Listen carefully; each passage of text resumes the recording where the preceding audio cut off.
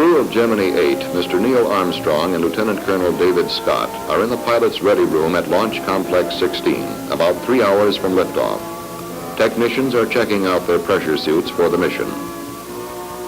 A primary purpose of Gemini VIII is to complete the first docking in space with a target vehicle. Included in that mission, planned for 3 days, is a 2-hour spacewalk by pilot Scott and the first use of a tool in space, a power wrench. Suit checkout complete, the crew leaves the ready room to begin the short 3-minute ride to Pad 19. At another location, Pad 14, the Atlas Agena target vehicle is in the late stages of its countdown. There have been no holds in the Agena count this morning. This has been the scene of 7 successful Gemini launches. Today, it awaits the launch of the Gemini VIII crew. Mr. Armstrong and his pilot walk up the ramp which leads to the erector elevator. The crew is wearing the standard pressure suit, and they carry a portable air conditioning unit to cool the suit until they enter the spacecraft. The Gemini launch vehicle and its spacecraft stand 109 feet high. The erector elevator carries the crew to the white room which surrounds the spacecraft. Assisted by technicians, the crew enters the spacecraft at T-minus 115 minutes. The Atlas Agena launch is only a few minutes away. Astronauts Armstrong and Scott will be kept informed of the launch, flight trajectory, and orbit of their target vehicle by the spacecraft communicator. The launch of Atlas Agena is scheduled at 10 o'clock Eastern Standard Time. And right on the nose, the Atlas launch vehicle ignites.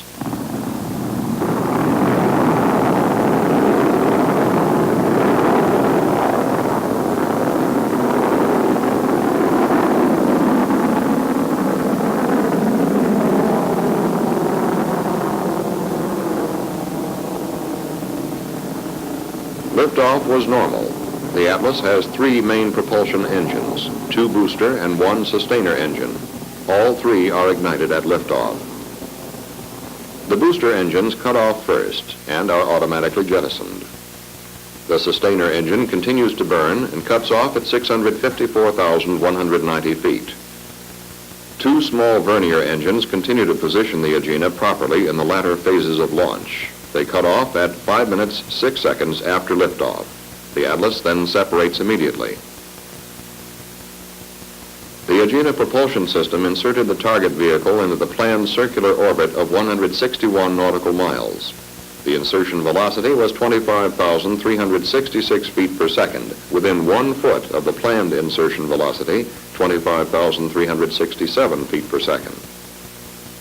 No corrections were required in the Agena orbit for rendezvous. The spacecraft communicator reported to the Gemini crew, "It looks like you have a live one." With the Agena in the planned orbit, the countdown of Gemini VIII could continue. There were no holds. Launch was scheduled for 11:41 a.m. Eastern Standard Time, and precisely at 11:40 and 59 seconds, the Gemini launch vehicle began lifting off the pad.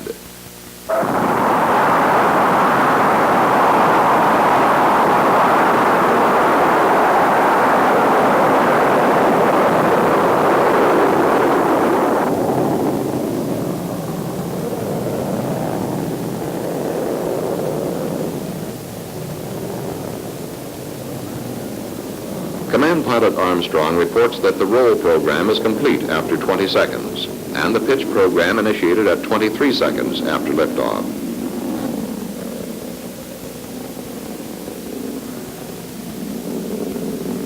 The Gemini launch vehicle continues to power the spacecraft. Reports from the crew and ground indicate a good flight trajectory as Gemini VIII enters the clouds high above Cape Kennedy. It goes into the clouds, and when it comes out, an aerial chase plane picks it up for a closer look at the flight.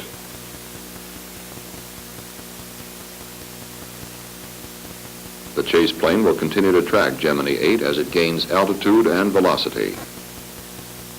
Gemini VIII was inserted into an orbit of 86 3/10 nautical miles by 146 7/10 nautical miles, very close to the planned values of 86 6/10 by 145 5/10 nautical miles.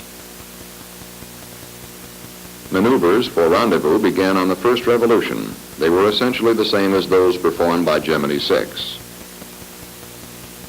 This is onboard film after completion of rendezvous. We are looking out the left or command pilot's window during the station keeping exercise. The film is shot at 6 frames per second or 4 times normal speed.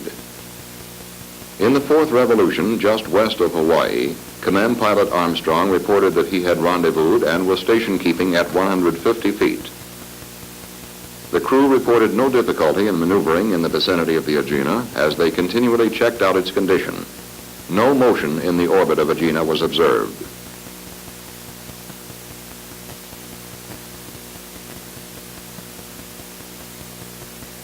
Later, Colonel Scott would report at a press conference that the Agena was solid as a rock up there. Station keeping continued for about 35 minutes. Near the end of that time, Command Pilot Armstrong began to move in closer to Agena in preparation for his final docking approach. Both spacecraft and Agena are traveling at approximately 17,500 miles per hour. He moves in slowly and comes within approximately 40 feet of his target vehicle in this film sequence. The onboard camera is turned on again as Gemini VIII lines up with the target docking adapter of Agena. Ahead, the approach lights reflect red.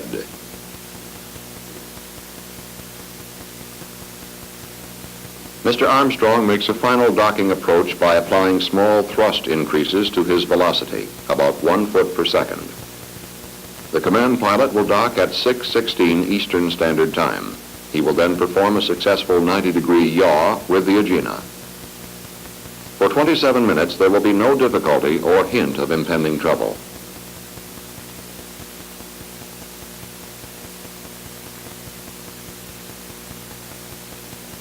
When Gemini VIII is about 2 feet from the Agena, it will pause.